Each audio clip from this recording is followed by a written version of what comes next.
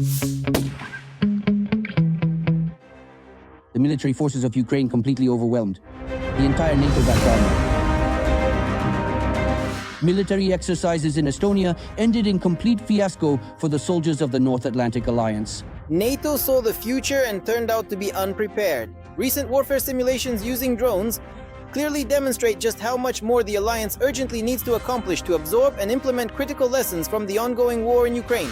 A dozen experienced Ukrainian drone operators destroyed 2 battalions of servicemen from Estonia and the United Kingdom.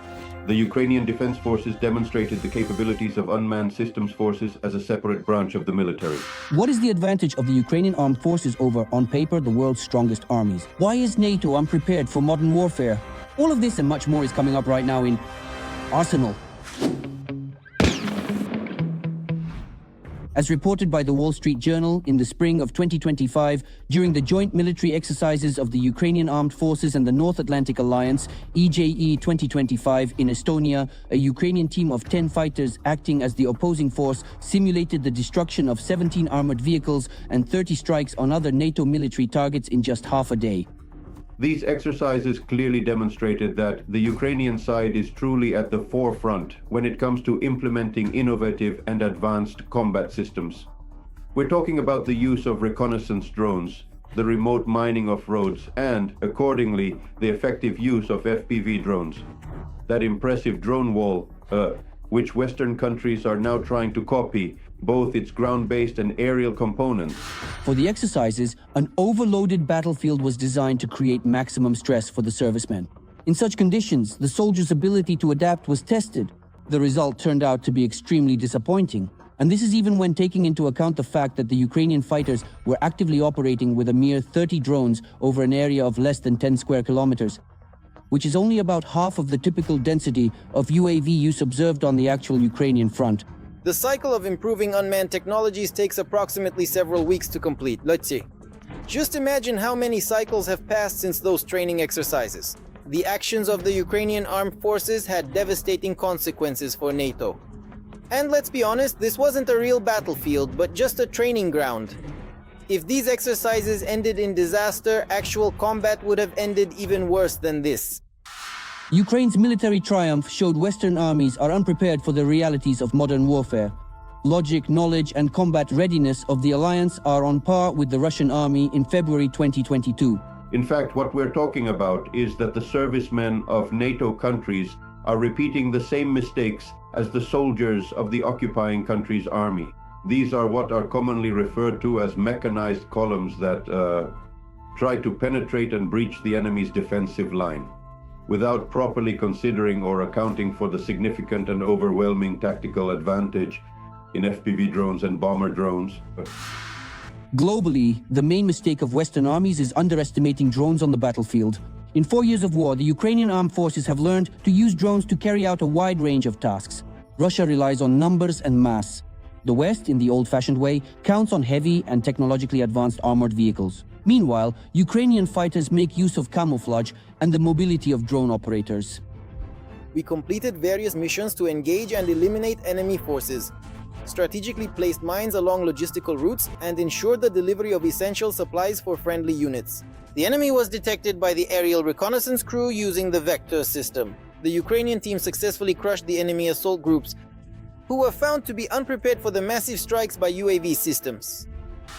During the military exercises, NATO soldiers ignored the transparency of the modern battlefield for drone reconnaissance, as well as the vulnerability of equipment in the absence of reliable camouflage, rapid data exchange, and adapted tactics. They also overlooked the fact that in addition to strikes, reconnaissance, and logistics, drones are also used for mining operations. What more is there to say if during the time Ukrainian drone operators destroyed 2 British-Estonian battalions, the servicemen of the North Atlantic Alliance couldn't even actually locate the positions of the Ukrainian operators? So far, apparently, the concept of combat operations in NATO countries is still primarily based on the use of traditional means of destruction, namely tube and rocket artillery. And accordingly, these represent profound mistakes in the fundamental strategic planning and, most importantly, the comprehensive tactical execution of complex offensive operations carried out by various NATO military units deployed in the field.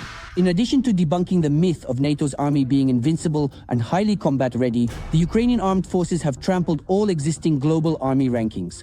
In January 2026, the analytical resource Global Firepower assessed the military potential of 145 countries around the world.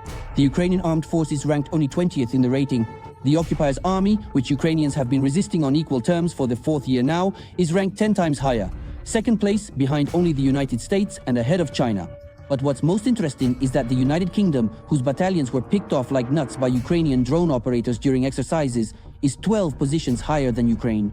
There are several key indicators to consider: the overall size of the standing army, the capabilities of the military-industrial complex, logistics capabilities, and accordingly, the specific ability to carry out mobilization measures.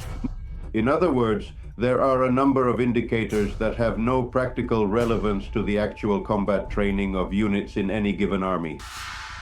As of today, the only real military advantage that several countries have over Ukraine is nuclear weapons. For example, one of the most important indicators in such army rankings is the Navy. But experts and analysts apparently forget that drones have changed warfare not only on land and in the air, but also at sea. Powerful missile cruisers, massive landing ships, and even advanced submarines are being systematically blown up by Ukrainian surface and underwater drones. Consequently, what was once the pride of Putin, the formidable Black Sea Fleet, has now been left without full, secure access to the waters of the Black Sea.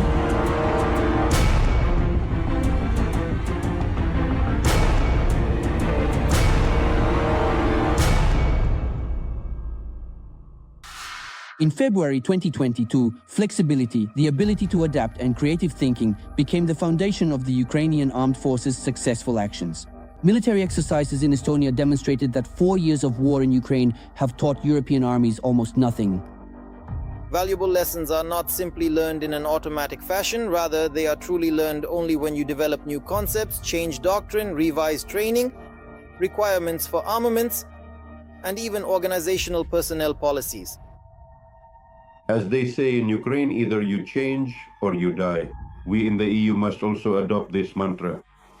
The point is that NATO fully understands the capabilities of Ukraine's defense forces at the moment, especially when it comes to implementing innovative combat systems within units of NATO countries. And accordingly, we should not forget that at this very moment, the military-industrial complexes of NATO countries are rapidly scaling up the production of both strike drones, and accordingly, interceptor and reconnaissance drones. That's all. Don't forget to write in the comments which types of weapons you would like to learn more about. Please like this video, and of course remember to subscribe to our official Arsenal channel. The link is located right in the description box below this video.